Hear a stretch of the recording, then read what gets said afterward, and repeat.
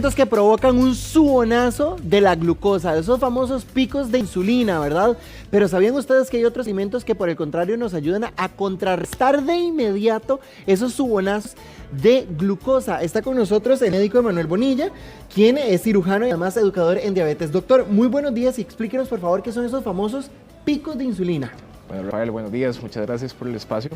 Hablamos de picos de insulina, corresponde a la elevación súbita de azúcar en la sangre posterior a la ingesta de los alimentos. Claro. Esto va a variar dependiendo de los alimentos que vayamos a consumir y de la preparación y la combinación de esto.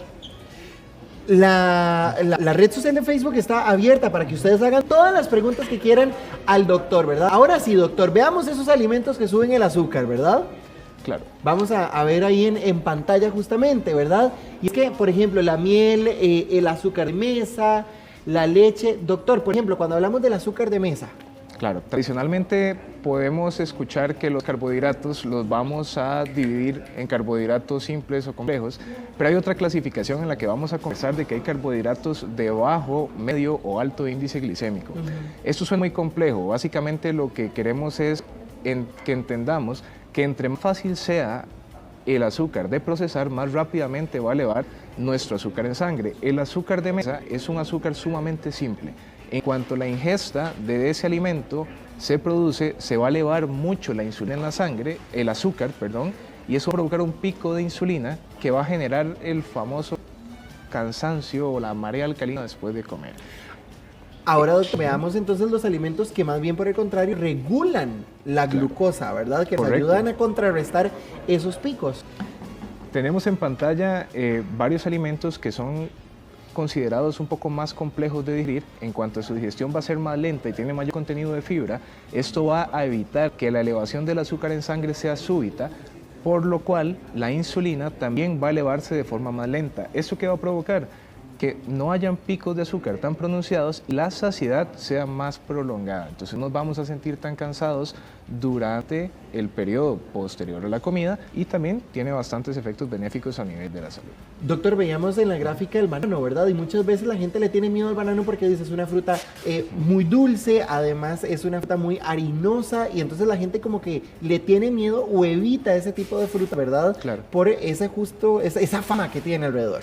Realmente no hay alimento malo, lo que tenemos que cuidar es el método de cocción, la porción y la combinación de alimentos que hacemos. Es recomendable que cuando vayamos a consumir los carbohidratos, sobre todo en pacientes que tienen padecimientos con el azúcar, como la diabetes o utilizan insulina, que podamos combinarlos con alguna proteína o alguna grasa. ¿Esto qué va a provocar?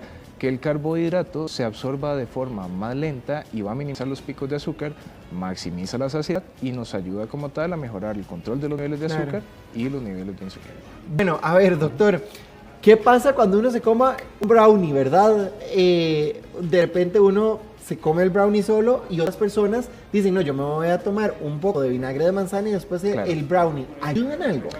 Hay estudios que han demostrado que el vinagre o el ácido acético tiene efectos positivos en el metabolismo del azúcar e inclusive podría disminuir lo que llamamos el índice glicémico. Que es ese pico que vemos en la pantalla, digamos. Exacto. Los estudios han demostrado que 2 a 6 cucharaditas de vinagre después o antes del alimento podría disminuir hasta un 20% los picos de azúcar combinados con el alimento. No hay estudios a largo plazo de años del consumo de vinagre, pero podría ayudarnos a minimizar el impacto de esos alimentos que podrían generarnos picos de azúcar. Doña Alejandra nos consulta en Facebook que si sube la glucosa, ¿hay posibilidad de que dé migraña? En algunas ocasiones, cuando sube mucho la glucosa, va acompañado de un pico de insulina y posterior a eso va a bajar muy rápidamente la glucosa. Cuando el azúcar en sangre baja mucho, sí pueden haber síntomas como tal de migraña y eso es lo que llamamos hipoglicemia postprandial.